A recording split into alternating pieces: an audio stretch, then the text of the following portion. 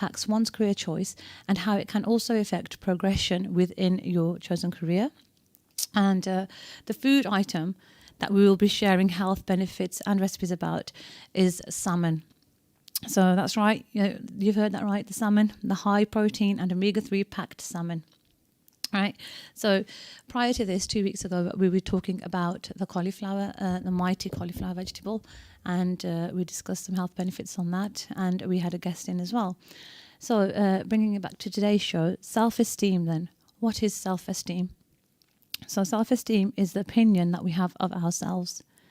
So having a healthy self-esteem enables us to be positive about ourselves and life in general. And hence, in our careers, this also then leads to a better job prospect and within our work field, promotions that obviously we'll feel comfortable with for applying for.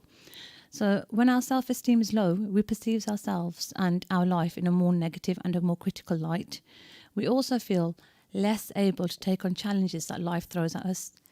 This then hinders our chances of progression or promotions at work.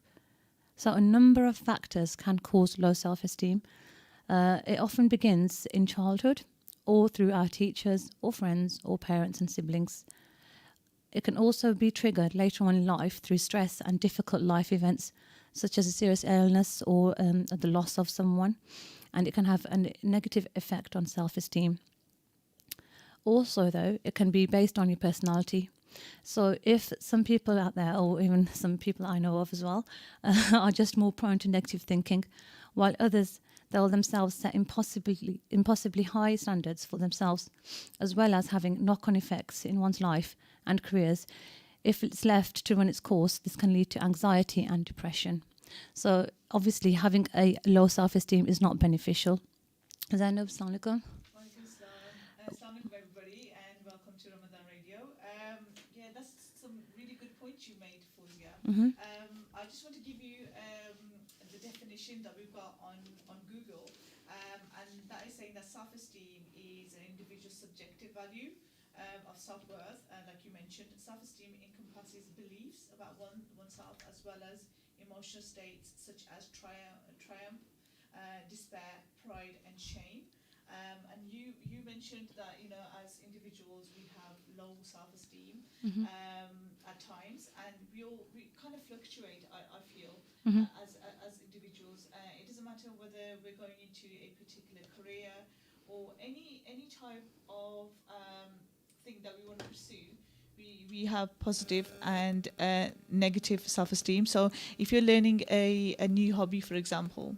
So you go into a new hobby and you don't know much about it. At the beginning, you're not going to feel as good about it until you've learned all the things that you need to learn about it. Yeah. And that happens in jobs as well. It doesn't matter what job you take. Even if you've got years and years of experience, if you're going to go into a new organization or you're going to start a new job from fresh, your self-esteem is going to be impacted because you don't know the culture of that company. You don't know how you're going to...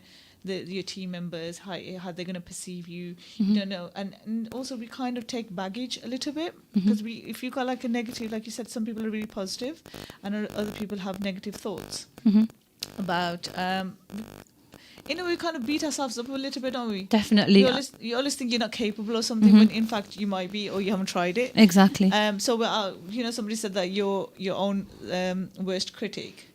Critique it, and that's true. It's you yourself, yes, that's right. So your own worst critic is you yourself. Yeah. So if you perceive yourself in a healthy manner, you'll feel more confident about yourself and you'll be able to be more successful in your life and the outlook of life as well. Yeah. So no matter what life hurdles come towards your way, if your outlook and your self-esteem is very good and positive, you'll take that with a stride. Whereas if it's negative, you'll probably sit down and start to get more depressed about it or what's happened.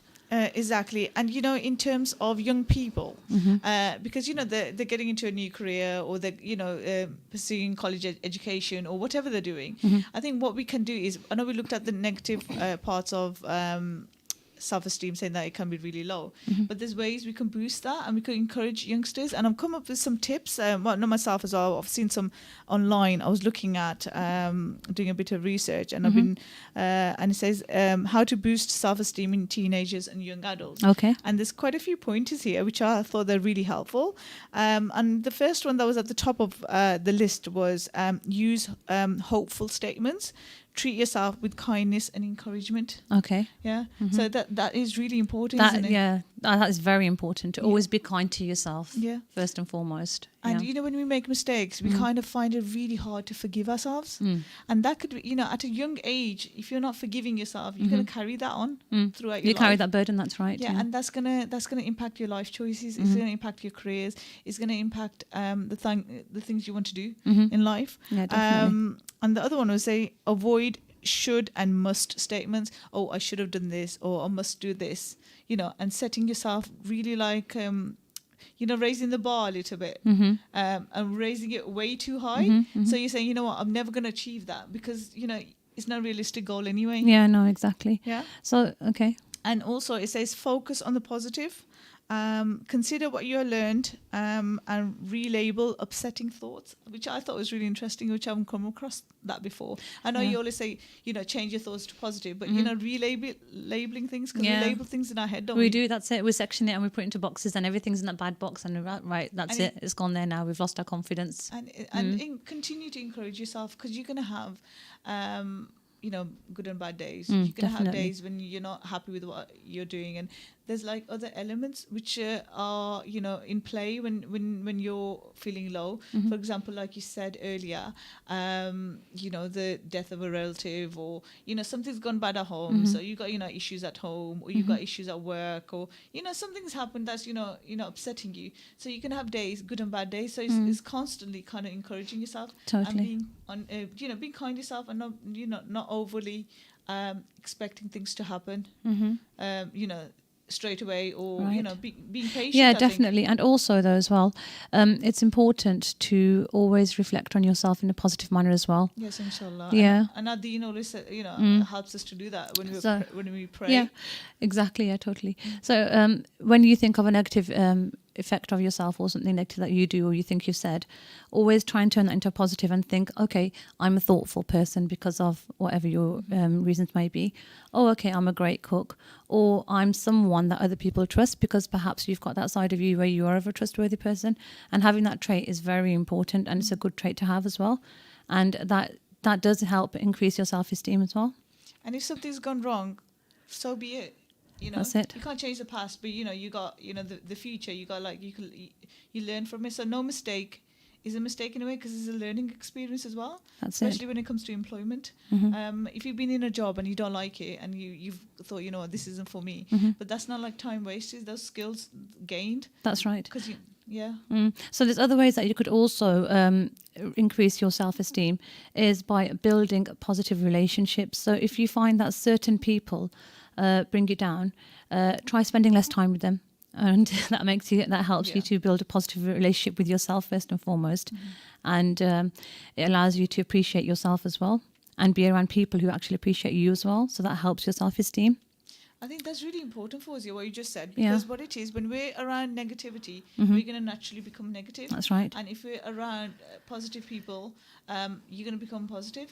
So you need to kind of find out what's important in your life. And sometimes you can't avoid negative people because they're probably colleagues at work, or it might be family members, exactly. or and they they've got their own life experiences. Yeah, and not only that, they probably don't want you to be as successful in your career field as well. They feel a threat, that you're a threat to them. Yeah. So they will try to hinder your progress by making you feel like you're not worthy of it.